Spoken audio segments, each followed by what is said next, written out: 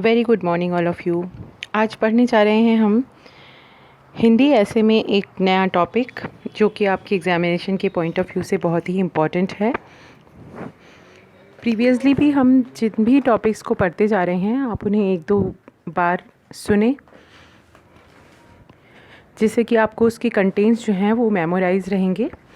आज हम जिस इम्पॉर्टेंट टॉपिक पर डिस्कस करेंगे ये है कमज़ोर पिछड़े वर्ग एवं जनजातियों की समस्याएं। इम्पॉर्टेंट हो सकता है ये आपके एग्ज़ामिनेशन के पॉइंट ऑफ व्यू से, इसलिए आपके इस टॉपिक को लिया है। तो सबसे पहले हम इसमें देखेंगे कुछ हाइलाइटेड पॉइंट कौन कौन से हैं जो कि आपको मेमोराइज रखने होंगे। भारत का समाज बहुस्तरीय है। बहुस्तरीय से अर्थ होता है अलग अलग स्तरों में जो विभाजित है। यहाँ हम जानते हैं निम्न स्तर के लोग भी हैं तो बहुत उच्च वर्ग के लोग भी हैं, मध्यम स्तर के लोग भी हैं, यानी यहाँ पर बहुवर्गीय समाज है, बहुस्तरीय समाज है। इसी चरण में यदि हम कमज़ोर वर्ग के बारे में बात करते हैं, कमज़ोर और पिछड़े वर्ग और जनजातियों के बारे में बात करते हैं, तो शासकीय भाषा में इन्हें कहा जाता है अनुसूचित जाति, अनुसूचित जनजाति एवं अन्य पिछड़े वर्ग। इस रूप में हम जानते हैं ये हैं सभी कमज़ोर वर्ग के लोग, जिन्हें हम क्या कहते हैं शासकीय भाषा में? अनुसूचित जाति, अनुसूचित जनजाति एवं अन्य पिछड़े वर्ग के रूप में हम इन्हें पहचानते हैं। संविधान की अनुसूची में श्रेणीबद्ध किए जाने के कारण इन्हें अनुसूचित जाति या जनजाति कहा जाता है। और ये जो शब्दावली है अनुसूचित जाति, इसका सबसे पहले प्रयोग किया गया था साइमन कमीशन के द्वारा। वेरी इंपॉर्टेंट थिंग, इसका सबसे पहले प्रयोग किया गया था साइमन कमीशन के द्वारा।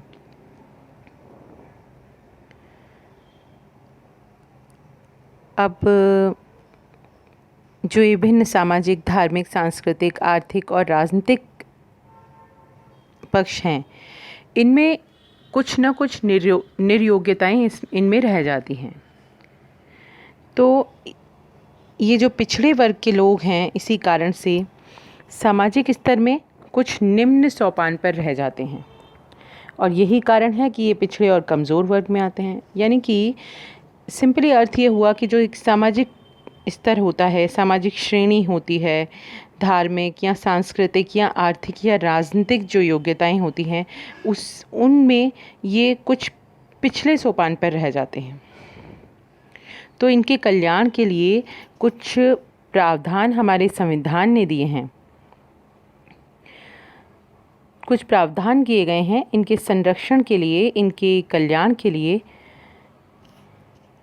जो कि जिनके बारे में हम संविधान में पढ़ते हैं।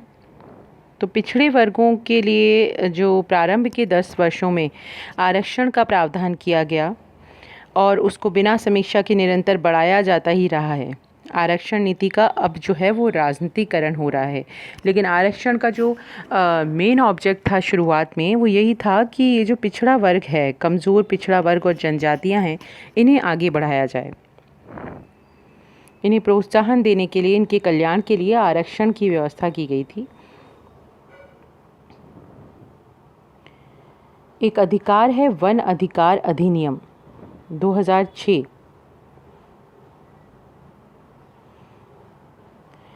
तो इसमें आदिम जातियां वन भूमि और वन उत्पादों पर अधिकार दिए गए हैं। तो इसमें सारी जो आदिम जातियां हैं वो आ जाती हैं।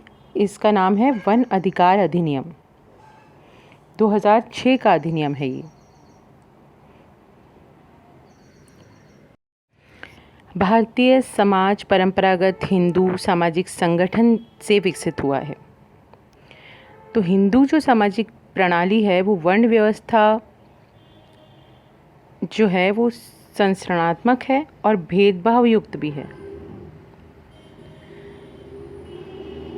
भेदभाव युक्त कैसे हुई कि इसमें द्विज और जो शूद्र वर्ग के लोग हैं उनमें पवित्रता और अपवित्रता में इन आधारों पर, यानी कोई शूद्र है, कोई द्विज है, द्विज यानी ब्राह्मण होता है, तो कोई शूद्र है, कोई ब्राह्मण है, तो उसको कोई किसी को पवित्र माना गया और किसी को अपवित्र माना गया।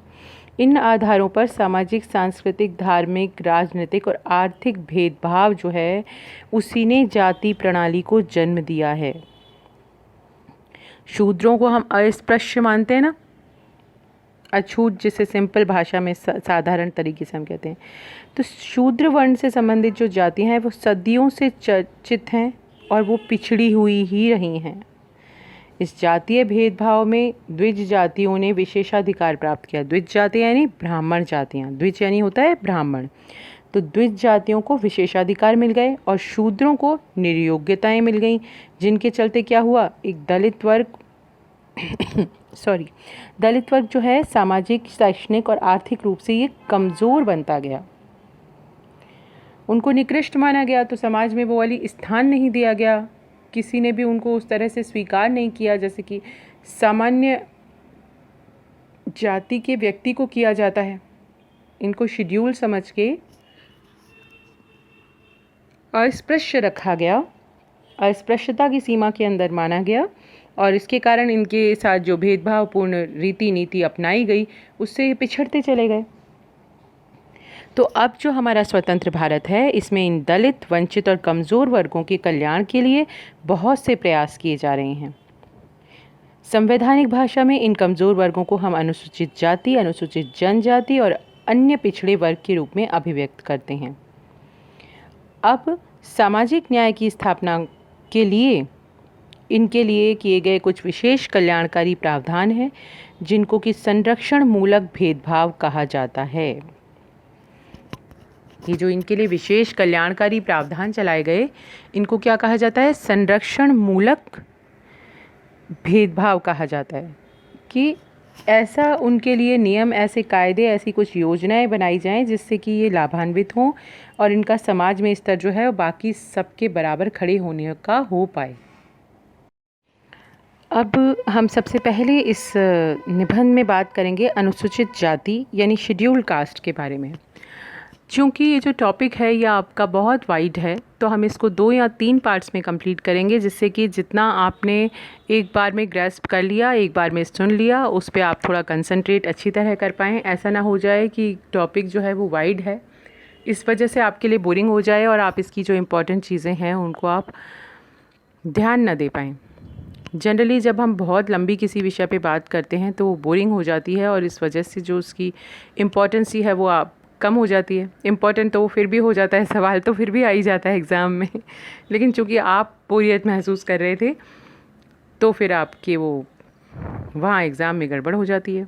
एग्ज़ाम में तो आपको लिखना ही है, चाहे वो टॉपिक आपके लिए इंटरेस्टिंग है या नहीं है। तो इस चीज़ के सॉल्यूशन के लिए हमने इस ऐसे को 2 पार्ट्स में डिसाइड किया है। 2 पार्ट्स में या 3 पार्ट्स में हम इसको पढ़ेंगे, पार्ट 1, 2, 3 करके, जिससे कि आप इस पे सभी चीज़ों को अच्छे से सुन पाएँ, समझ पाएँ। तो आज हम कोशिश करते हैं अनुसूचित जातियों के बारे में पहले पढ़ लेते हैं और अगर इसी लेक्चर में संभव हो सकेगा तो हम भारत में अस्पृश्यता को दूर करने के जो सरकार के द्वारा प्रयत्न किए गए उनके बारे में बात करेंगे। तो शेड्यूल कास्ट को समझते हैं। समाज का जो कमज़ोर वर्ग है उसको भारतीय समाज में अछूत या वंचित या अस्पृश्य या दलित, इस तरह के नामों से जाना जाता है। ये जो अस्पृश्य जातियां हैं ये औपचारिक और वैधानिक रूप से संविधान की अनुसूची में शामिल की गई हैं और इसी कारण से इन्हें सामूहिक रूप से अनुसूचित जाति यानी कि शेड्यूल कास्ट कहा जाने लगा। इस शब्दावली का सबसे पहले प्रयोग किसके द्वारा किया गया था? साइमन कमीशन के द्वारा। साइमन कमीशन के द्वारा किया गया था 1927 में, 1927। अब समझिए ये अछूत क्या होता है। बोलचाल की भाषा में अस्पृश्य जो जातियां होती हैं वे अछूत कहलाईं। अछूत जैसा कि शब्द से ही प्रकट हो रहा है, ये वे जातियां हैं जिनको छूने मात्र से अन्य जातियों के लोगों को ये माना जाता है कि अपवित्र हो गए। अछूत जिनको छूने से ही अपवित्र हो गए। हालांकि इन सब चीज़ों में कोई लॉजिक नहीं होता है। अगर हम पढ़े लिखे सभ्य समाज के हिस्से हैं, सभ्य समाज का एक अंग हैं, प्राणी हैं, मनुष्य हैं, तो हम इस चीज़ को समझते हैं कि इन सब चीज़ों का कोई अस्तित्व नहीं होता। लेकिन चूँकि हम बात कर रहे हैं अनुसूचित जाति की, तो यहाँ एक अछूत शब्द जो बोलचाल की भाषा में प्रयोग में लिया जाता है, इसका सामान्य रूप से अर्थ है कि ये वे जातियाँ हैं जिनके लिए माना जाता है कि यदि कोई अन्य जाति के मनुष्य से ये छू भी जाते हैं तो वो अपवित्र हो गया। अब बाहरी जातियाँ किन्हें कहा जाता था?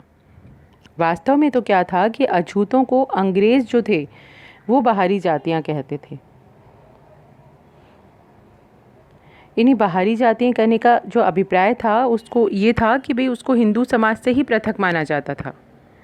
अंग्रेज़ लोगों के द्वारा ये शब्द प्रयोग में लिया गया इन अछूतों के लिए ही बाहरी जातियाँ, और इसीलिए कि भाई इससे ये पता चल जाता है कि भाई ये जो है व्यक्ति ये सब इस जाति अमुक जाति से संबंध रखने वाले ये हिंदू समाज से पृथक हैं। गोलमेज कॉन्फ्रेंस 1931 में इन जातियों को हिंदुओं से अलग घोषित किया गया था, जिसका गांधी जी ने ज़बरदस्त विरोध किया था। याद क्या रखना है आपको? गोलमेज कॉन्फ्रेंस 1931 की, इसमें इन जातियों को हिंदुओं से अलग घोषित किया गया था, जिसका कि गांधी जी ने ज़बरदस्त विरोध किया था। अब बात करते हैं इसी में हम दलित वर्ग के बारे में। ये सब हम अनुसूचित जाति के बारे में ही पढ़ रहे हैं, इसी में एक पॉइंट पढ़ना है हमें, दलित वर्ग। तो अनुसूचित जातियाँ दलित वर्ग यानी कि डिप्रेस्ड क्लास भी कहलाईं, क्योंकि हिंदू समाज में इनका शोषण हुआ। लेकिन अब जो है इस शब्दावली के ऊपर प्रतिबंध लगा दिया गया है। कौन सी शब्दावली? दलित वर्ग। इस पे प्रतिबंध लगा दिया गया है। पहले प्रचलन में था और जिसका अभिप्राय ये था, जिसके भाव ये थे कि इनका शोषण किया जाता था हिंदू समाज के द्वारा। अब हम पढ़ेंगे हरिजन। ये हरिजन क्या हैं? अस्पृश्य जातियाँ दलित वर्ग भी कहलाईं, क्योंकि हिंदू समाज में इनका शोषण हुआ।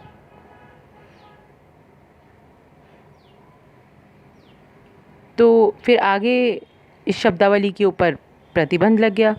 अब बात है हरिजन के बारे में। तो महात्मा गांधी ने 1932 में अस्पृश्य जातियों को हिंदू समाज में माने जाने के लिए आंदोलन किया।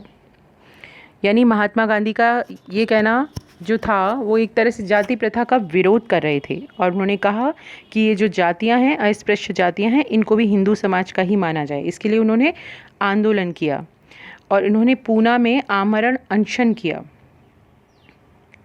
पूना पैक्ट से अस्पृश्यों को हिंदू समाज का अंग मान लिया गया। कहाँ से मान लिया गया? पूना पैक्ट से। और ये पूना में आमरण अनशन किया गया था महात्मा गांधी के द्वारा। अब इसके बाद महात्मा गांधी ने इन जातियों के उद्धार के लिए बीड़ा ही उठा लिया। पहला काम उन्होंने ये किया कि इन जातियों का नाम बदल करके हरिजन रख दिया। ये जो हरिजन नाम है ये हमने कहाँ से पाया? महात्मा गांधी ने रखा। इन अस्पृश्य जातियों के लिए हरिजन नाम रखा। नाम बहुत सुंदर रखा उन्होंने, और जिसका अर्थ ये था, हरिजन का अर्थ है हरि के जन, यानी ईश्वर के व्यक्ति। वो ये कहना चाह रहे थे कि ये भी ईश्वर के ही व्यक्ति हैं, आप इसमें कोई भेदभाव नहीं कर सकते। आप यदि ईश्वर की रचना है तो ये भी ईश्वर की रचना है, इसमें कोई भेदभाव नहीं है। तो आजकल ये जो नाम है हरिजन, ये सबसे ज़्यादा प्रचलित है। अनुसूचित जातियों को कुछ विशेष सुविधाएं देने के लिए एक अनुसूची तैयार की गई, और ये अनुसूची तैयार की गई है 1935 में भारत सरकार के द्वारा। अस्पृश्य जातियों को कुछ विशेष सुविधाएं देने के लिए 1935 में भारत सरकार ने एक अनुसूची तैयार की है, और उसमें 429 जातियों को शामिल किया गया है। इन 429 जातियों में कम से कम 5-6 करोड़ लोग आते थे, और अब इस सूची में सम्मिलित होने के कारण ये जितनी भी जातियाँ इस सूची के अंदर आ गई, जो सूची बनाई गई एक अनुसूची, उसमें 429 जातियों के नाम डाले गए। ये सारी 429 जातियाँ जो थी वो अनुसूचित जातियाँ कहलाने लगी।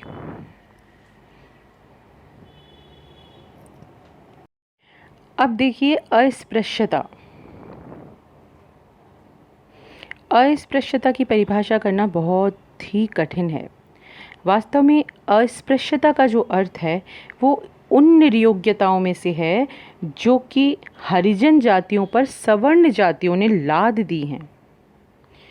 वैसे अस्पृश्यता जैसा कुछ नहीं है, अछूत जैसा कुछ नहीं होता है, लेकिन जो सवर्ण जातियां हैं, सवर्ण में ब्राह्मण वर्ग आ रहा है, जो सवर्ण जातियां हैं उन्होंने हरिजन जातियों पर ये निर्योग्यता लाद दी है। अस्पृश्यता अपराध अधिनियम 1955 में अस्पृश्यता का ये अर्थ लिखा गया था और इसी कानून के अनुसार अस्पृश्यता के आधार पर किसी व्यक्ति को सबसे पहले समान धर्म मानने वाले अन्य व्यक्तियों के लिए खुले सार्वजनिक पूजा के स्थान में प्रवेश से और किसी सार्वजनिक पूजा स्थान में पूजा करने और प्रार्थना करने या फिर धार्मिक क्रियाएं करने से, ये पहला पॉइंट। नंबर 2, किसी पवित्र जलाशय, किसी कुएं, किसी झरने, किसी जल स्रोत का उसी रूप में प्रयोग करने से जैसे कि बाकी समान धर्म के अनुयायी उसका उपयोग करते हैं की अनुमति है। नंबर 3, दुकान, होटल, सार्वजनिक जलपान गृह, सार्वजनिक मनोरंजन के स्थल, सार्वजनिक आवागमन के साधन, अस्पताल, औषधालय, शैक्षणिक संस्थाएं या फिर ट्रस्ट, इन सब में पहुंचने और उनसे उपयोग करने से रोकना अपराध है। ये जो 3 पॉइंट्स हमने पढ़े अस्पृश्यता के आधार पर, ये हमने पढ़े हैं अस्पृश्यता अपराध अधिनियम 1955 में लिखे हुए हैं। 3 पॉइंट, जिनमें सबसे पहला धर्म के आधार पर था, कोई किसी तरीके का कोई भेदभाव नहीं किया जाएगा, किसी जलाशय का प्रयोग करने से मना नहीं किया जाएगा किसी भी प्रकार का, और किसी भी प्रकार का जो सार्वजनिक स्थल है उसका वो उसी प्रकार से उपयोग कर सकते हैं जिस प्रकार से सामान्य कोई भी जन कर सकता है। अगर कोई उनको रोकता है इस आधार पर कि वे शेड्यूल कास्ट हैं, वे अनुसूचित जाति के हैं, तो फिर ये एक अपराध है। महात्मा गांधी और डॉक्टर भीमराव अंबेडकर ने भी कुछ निर्योग्यताओं के आधार पर ही अस्पृश्यता की व्याख्या की थी। डॉक्टर जो D.N. मजूमदार हैं, वे लिखते हैं कि अस्पृश्यत जातियां वे हैं जो कि विभिन्न सामाजिक और राजनीतिक निर्योग्यताओं से पीड़ित हैं, जिनमें बहुत सी उच्चतर जातियों के द्वारा परंपरागत रूप से निश्चित और सामाजिक जीवन से लागू की गई हैं। मतलब जो उच्चतर जातियां हैं ना, उन्होंने लागू कर दी हैं इनके ऊपर वो राजनीतिक निर्योग्यताएं, वो सामाजिक निर्योग्यताएं। संक्षेप में अस्पृश्य जातियां वे होती हैं जो जीवन के प्रत्येक क्षेत्र में कुछ न कुछ निर्योग्यताओं से पीड़ित हैं। तो इनको हम डिटेल में पढ़ेंगे। इनकी निर्योग्यताएं जो हैं, जिनके बारे में हम कॉमा लगा के अभी तक देख रहे हैं कि हम क्या क्या देख रहे हैं। धार्मिक निर्योग्यताएं, सामाजिक निर्योग्यता, धार्मिक निर्योग्यताओं में हम इन डिटेल्ड पढ़ेंगे। इसी तरह सामाजिक निर्योग्यताएं, सांस्कृतिक निर्योग्यताएं, राजनीतिक और आर्थिक निर्योग्यताएं, ये कुछ निर्योग्यताएं अनुसूचित जातियों के पास होती हैं, जिसके कारण इनको पिछड़े वर्ग में रखा गया है। अब हम भारत में अगर ये जानना चाहें कि भारत में अस्पृश्यता के कारण क्या क्या रहे हैं, सबसे पहले हम कारणों पर जाते हैं, फिर हम निवारणों पर आएंगे और सरकारी प्रयासों पर आएंगे। तो सबसे पहले जानिए आप कि कारण भारत में अस्पृश्यता के कौन कौन से हैं। भारत में अस्पृश्यता के प्रजातीय, धार्मिक, सांस्कृतिक और सामाजिक बहुत से कारण हैं। अस्पृश्य जातियां जो हैं वो हिंदू समाज की हज़ारों जातियों में सबसे नीची जातियां हैं। ये जाति प्रथा के साथ साथ ऊंच नीच का भेदभाव भी बहुत जुड़ गया है। यहाँ पर जो ऊंच नीच का भाव है वो ही अस्पृश्यता का मूल कारण बन गया है। और अगर इसके अलावा दूसरा कारण हम देखें तो जाति प्रथा में जो प्रचलित अनेक निषेध हैं, जिस प्रकार उच्च जातियों को कुछ अन्य जातियों के साथ विवाह संबंध करने या खान पान रखने या उठने बैठने के निषेध हैं, उसी तरह से जो लोग ऐसी जातियां हैं जो ऐसे काम करती हैं, जैसे सफाई का जो काम करने वाले लोग हैं, तो इस तरीके के काम करने वाली जातियों को ऊंच नीच की भावना में रखा जाता है, उनको छूने और देखने तक का निषेध माना जाता है। तो ये जो जातियां हैं वो अस्पृश्य और अछूत कहलाने लगीं। तो भारत में जो अस्पृश्यता है वो बहुत कुछ जाति प्रथा पर आधारित हो गई है। ऊंच नीच का ये जो भाव है और जो सामाजिक निषेध है, उसी का दुष्परिणाम है हमारे पास अस्पृश्यता। तो अभी तो हमने कारण जाने, अब हम ये देखेंगे कि भारत में अस्पृश्यता को दूर करने के लिए सरकार के द्वारा क्या क्या प्रयत्न किए गए हैं, क्या क्या एफर्ट्स किए हैं हमारी सरकार ने अस्पृश्यता को दूर करने के लिए, वो हमें जानने हैं अब।